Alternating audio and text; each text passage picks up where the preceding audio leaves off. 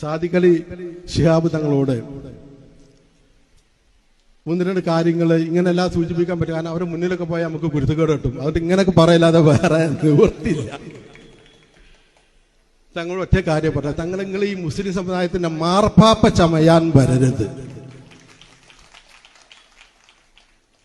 നിങ്ങളെ മുസ്ലിം ലീഗിന്റെ കേരള സംസ്ഥാന പ്രസിഡന്റ് ആണെങ്കിൽ അതിൽ നിൽക്കണം, അതിൽ ഉറച്ചു നിൽക്കണം. ഏതൊരു സിനിമയിൽ പറഞ്ഞിട്ട് എവിടെയെങ്കിലും ഒന്ന് ഉറച്ചു നിൽക്കണമെന്ന് പറയുന്നുണ്ട്. പിന്നെ അത് കഴിഞ്ഞിട്ട് പോയിക്കാണ് പിന്നെ നിങ്ങൾ സമസ്ത കേരള ഇതിന്റെ മുഷാവറ അതിന്റെ പ്രസിഡന്റ് ആവാൻ അവിടെയും കൂടി ശ്രമം നടത്തരുത്. കേരളത്തിലെ എല്ലാ ഖാദിയും എല്ലാ മഹല്ലുകളും ഇതിന്റെ കീഴിലാവണം, അങ്ങനെ അല്ല. അങ്ങനെ നിങ്ങൾ തീരുമാനം എടുക്കരുത്. എവിടെങ്കിലും നിങ്ങൾ രാഷ്ട്രീയക്കാരനാണെങ്കിൽ രാഷ്ട്രീയക്കാരനാണ് എന്ന് പറയണം, അല്ല ആത്മീയവാദിയാണെങ്കിൽ അതാണ് എന്ന് പറയണം.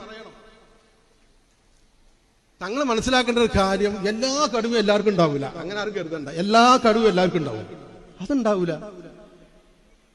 നിങ്ങൾക്ക് ഏതിലാണോ കഴിവുള്ളത് അവിടെ നിങ്ങൾ നിൽക്കൂ.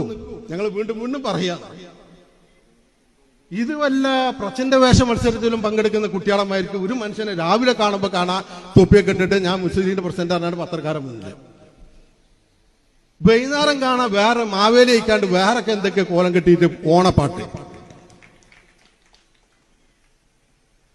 പിന്നെ കാണാൻ പിറ്റേന്ന് വരുമ്പോ കാണാൻ മറ്റേ സൗദി അറേബ്യയിലൊക്കെ മക്കയിലൊക്കെ ഉള്ള ഇമാമികൾ ഇടുന്ന മറ്റേ തോബുണ്ടല്ലോ, ആ മറ്റേ അതിട്ട് കാണാം. പിന്നെ ഞാൻ ഖാദി ഫൗണ്ടേഷന്റെ ആളാണ്, അത് വേറെ ദിവസം. പിന്നെ 2 ദിവസം കഴിഞ്ഞിട്ട് കാണാൻ ഞാനിപ്പോ റഷ്യയിലുള്ളത് റഷ്യക്കാരൻ മറ്റേ തൊപ്പി ഉണ്ടല്ലോ, വലിയ തൊപ്പി, അതിട്ട് കാണാൻ വ്ളോഗ് ചെയ്തിട്ട് അത് വേറെ. അടുത്ത ആഴ്ച കാണാൻ പിന്നെ ആളെ കാണാൻ പാന്റും മറ്റേ ഞാൻ ഇതിനൊന്നും വിമർശിക്കില്ല, എവിടെയെങ്കിലും ഇവിടുന്ന് നിൽക്കണം എന്നേ പറഞ്ഞോളൂ. തൊപ്പിയൊന്നും ഉണ്ടാവില്ല പിന്നെ ആൾക്ക് ആ സമയത്ത്. എവിടെ വേറെ ചില സ്ഥലത്ത് എത്തിയാല അവിടെ പാന്റും ഇൻസൈഡൊക്കെ ചെയ്തിട്ട് അവിടെ കാണാൻ നല്ല ചൊങ്കനായിട്ട് അസുഖോണ്ടൊന്നും പറയല്ല. ഇങ്ങനെ ഒരു പ്രച്ഛന്ന വേഷം പഠിച്ച് ഇങ്ങനെ എല്ലായിടത്തും ഒരിക്കൽ കാണാൻ മറ്റേ എന്തെല്ലാം ആഗ്രഹം എന്നറിയാം നിങ്ങൾക്ക്. സന്തോഷ് ജോർജ് കുളങ്ങനാകാൻ വരെ ശ്രമിക്കും ഒരു മനുഷ്യർ. പിന്നെ എന്താ പരിപാടി? ആ നയാഗ്ര വെള്ളച്ചാട്ടത്തിൽ നിങ്ങൾ ആ വ്ളോഗ് ഉണ്ട്, നയാഗ്ര വെള്ളച്ചാട്ടത്തിന്റെ അടുത്ത് പോയിട്ട് അവിടെ നിന്നിട്ട് ആ വ്ളോഗ് ചെയ്യാണ്.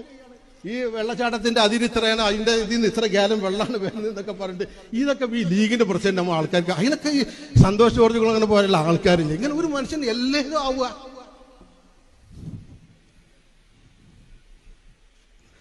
അപ്പോ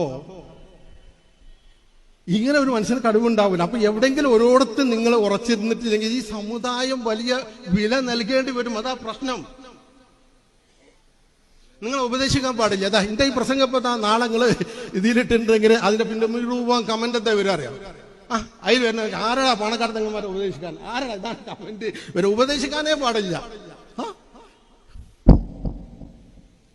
ഞങ്ങൾ പറയുന്നത് നിങ്ങൾ മറ്റുള്ളവരെ ഉപദേശിക്കുന്നത് നിങ്ങൾ പ്രാവർത്തികമാക്കണം, അത്രേ പറഞ്ഞുള്ളൂ. നിങ്ങൾ ഈ സമുദായത്തോടെ മുൻപ് വിഷയത്തിൽ ജോൺസൺ അവരൊക്കെ അത് വിശദീകരിച്ചു. നിങ്ങൾ ഈ സമൂഹത്തോട് നിങ്ങൾ സമവായത്തെക്കുറിച്ച് സംസാരിക്കുന്നു, വിട്ടുവീഴ്ചയെക്കുറിച്ച് പറയുന്നു, സമന്വയത്തെക്കുറിച്ച് പറയുന്നു. ഈ വിട്ടുവീഴ്ചയുടെ കാര്യങ്ങൾ നിങ്ങളൊന്ന് ചെയ്യായിരുന്നെങ്കിൽ ഇവിടെ എന്തെല്ലാം കാര്യങ്ങൾ പ്രശ്നങ്ങൾ തീരും. സാധിക്കാതെ തങ്ങൾക്ക് നെഞ്ചത്തെ കൈവച്ച് പറയാൻ പറ്റും. ആ സമസ്തയുടെ ഇപ്പോഴുള്ള പ്രശ്നത്തിന്റെ മുഴുവൻ കാരണം പാണക്കാട് സാധിക്കളിച്ച് അവർക്ക് സമസ്തയിലെ മുഷാവറാക്കാത്ത കാരണം ആ സാധുക്കളെ കൊണ്ട് കാരണം അതിന് തങ്ങൾക്ക് മതപരമായ ഒരു ബിരുദമില്ല, അത് അതിന്റെ നിയമമാണ്. അതുകൊണ്ട് ആ ബിരുദമുള്ള ആളുകൾക്ക് മുഷാവറങ്ങാൻ പറ്റുള്ളൂ. അത് നിരസിച്ചത് കൊണ്ടാണ്. അപ്പൊ നിങ്ങൾ ആ തങ്ങളൊരു വിട്ടുവീഴ്ചയാണെങ്കിൽ സമസ്ത പിളരില്ല. നിങ്ങൾ ചിന്തിക്കണം. വിട്ടുവീഴ്ച ചെയ്യുന്നില്ല, മറ്റുള്ളവർ ഉപദേശിക്കാനുള്ള സംഗതിയാ. അവനവനെ പ്രാവർത്തിക്കാക്കണ്ടേ. നിങ്ങളെ കാക്കമാര് നിങ്ങൾ ഞാൻ പറയില്ല, അവരും പല സംഗതികളും വിട്ടുവീഴ്ച ചെയ്തിരുന്നെങ്കിൽ ഇവിടെ INL ഉണ്ടാവില്ലായിരുന്നു, ഇവിടെ AF വിഭാഗം സുന്നികൾ ഉണ്ടാവില്ലായിരുന്നു. നിങ്ങളെ ഭാഗത്തുള്ള വിട്ടുവീഴ്ച എന്നുള്ള ഗുണം നിങ്ങൾ മറ്റുള്ളവരെ ഉപദേശിക്കുന്നത് നിങ്ങൾക്ക് ഇല്ലാത്തത് കൊണ്ടാണ് ഈ സമുദായം പലപ്പോഴും പിളർന്നിട്ടുള്ളത് എന്നുള്ളത് നിങ്ങൾ മനസ്സിലാക്കണം. അപ്പൊ അവനവൻ പറയുന്നത് അവനവന്റെ പ്രവൃത്തിയിലേക്ക് കൊണ്ടുവരണം എന്നും കൂടി സൂചിപ്പിക്കുക.